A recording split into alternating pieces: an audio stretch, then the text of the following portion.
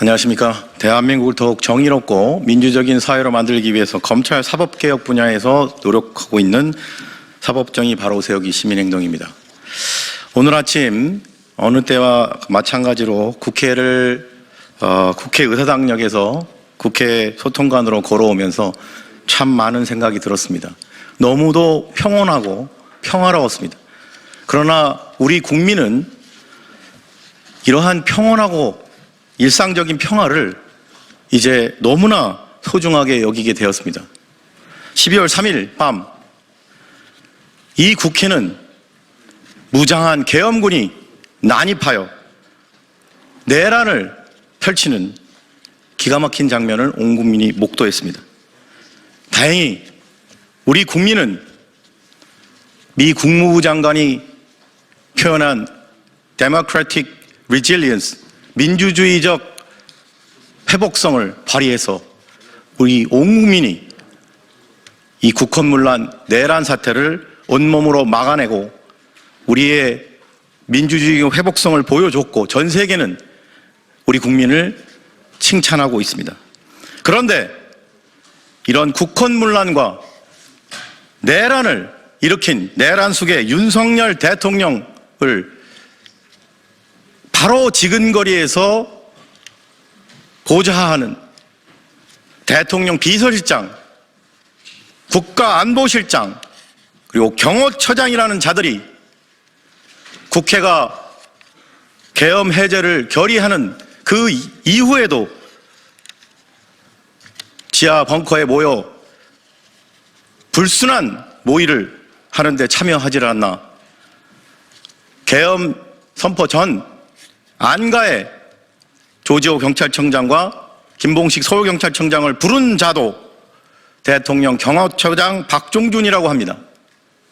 이러한 중대한 요직에 있으면서 이번 내란 사태에 함께한 흔적이 역력한 대통령의 최고이직 참모들에 대해 금일 고발을 할 수밖에 없었습니다. 그러면 지금으로부터 대통령 비서실장 정진석, 국가안보실장 신원식, 대통령 경호처장 박종준에 대한 대통령 윤석열에 대한 직권남용 공범 및 내란 방조죄 혐의 공수처 고발 기자회견문을 낭독하도록 하겠습니다. 기자회견문. 반국가 세력 망국의 원흉은 바로 내란 속의 윤석열 일당이다. 공수처는 내란 방조범 정진석, 신원식, 박종준을 즉각 체포하라. 대통령 윤석열은 2024년 12월 3일 밤 10시 반 자신의 용산 집무실에서 긴급 대국민 담화를 통해 비상계엄을 선포했습니다. 하지만 이는 대한민국 헌법 제77조 제1항의 요건을 전혀 충족하지 못한 위헌적이고 불법적인 비상계엄 선포 행위였습니다. 나아가 헌법 제77조 4항에 의거 비상계엄 선포 사실을 지체 없이 국회에 통과해야 함에도 불구하고 지체 없이 국회에 통과하지도 않았습니다. 2024년 12월 3일 밤 11시를 기해 계엄사령부에서는 6개항의 계엄 보고령을 내렸습니다. 이 과정에서 경찰이 국회 출입문을 모두 봉쇄하고 국회에 들어가려는 여야 국회의원들의 진입을 가로막아 위헌적인 계엄 선포, 위헌적인 비상계엄에 대한 해제를 결의하기 위해 긴급히 본회의장으로 향하는 국회의원들이 국회 담장을 넘는 상황까지 벌어졌습니다. 또한 무장한 계엄군이 국회의원들의 비상계엄 해제 결의를 못하게 본회의장에서 끌어낼 목적으로 국회 본청 건물에 난입하는 등 국헌문란 사태가 벌어졌습니다. 계엄군은 우원식 국회의장, 이재명 더불어민주당 대표, 박찬대 원내대표, 여당인 국민의힘 한동훈 대표, 조국혁신당 조국 대표 등에 대한 체포까지 시도했습니다. 국회는 2024년 12월 4일 새벽 1시경 헌법 제77조에 의거 비상계엄 해제를 의결했습니다. 대통령 윤석열은 새벽 4시 반경 비상계엄 해제를 국민에게 선포했습니다. 2024년 12월 14일 국회는 내란 수괴가 된 대통령 윤석열에 대한 탄핵안을 가결시켰습니다. 이에 다음 혐의로 피고발인 정진석, 신원식, 박종준을 공수처에 고발합니다. 1. 형법상 직권남용 권리행사 방해 공범 및 내란 방조죄의 점.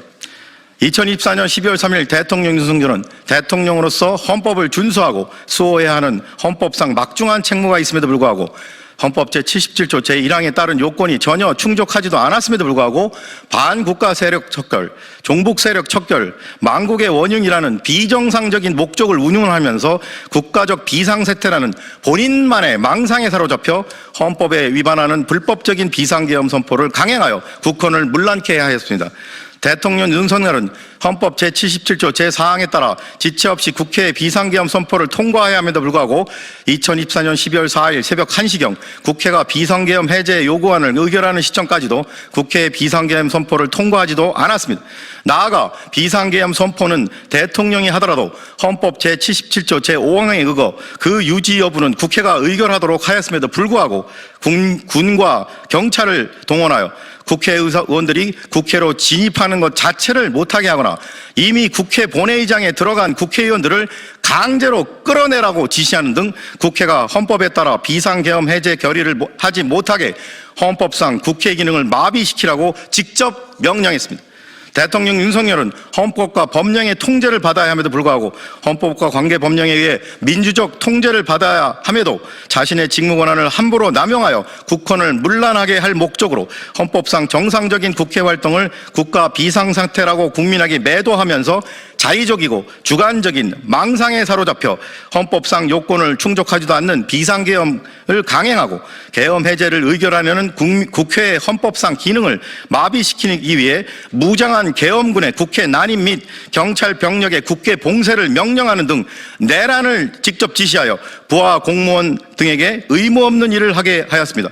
결국 피고발인 정진석, 신원식, 박종준 3인은 대통령을 보좌하는 대통령실 소속 최고위직 참모임에도 불구하고 이를 맡기는커녕 반헌법적이고 불법적인 대통령 윤석열의 비상계엄 선포 강행 및 내란 범죄 행위를 묵인하고 방조하는 등 하였으므로 대통령 윤석열의 직권남용죄 공범 및 내란죄 방조 공범의 죄책을 져야 마땅합니다.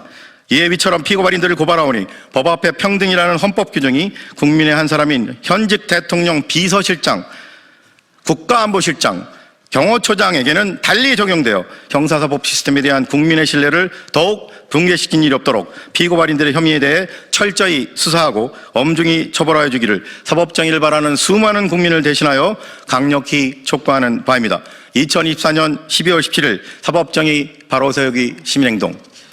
이상으로 기자회견 낭독을 마치고 한 가지 꼭 언론과 국민들에게 말씀드리고 싶은 것은 지금 현재 대통령실 비서실장 그리고 대통령 경호처장 또 신원식 국가안보실장 이 3인은 마치 이번 내란 사태가 자신들과 무관하다는 식으로 행세를 한 듯합니다. 그러나 다시 한번 강조드리지만 군 그리고 경찰 그리고 국방부 장관 못지않게 대통령 윤석열의 내란 행위를 바로 옆에서 지켜본 이 3인의 죄책 또한 더하면 더하지 덜하지 않습니다. 다시 한번 촉구합니다. 공조본 수사본부 또는 검찰은 검찰의 경우에는 이미 수사를 지금 망치고 있습니다. 공조본에 촉구합니다. 이 대통령을 지근거리에서 바로 옆에서 보좌했던 대통령 비서실장 그리고 국가안보실장, 대통령 경호처장 3인에 대해 즉각 소환조사 및 긴급 체포에 나서기를 공조본 수사본부에 강력히 촉구하는 바입니다. 그러면 이상으로 기자회견 낭독과 기자회견을 마치도록 하겠습니다. 혹시 추가적인 질문이 있으면 밖으로 이동해서 진행하도록 하겠습니다. 함께해 주신 여러분 감사합니다.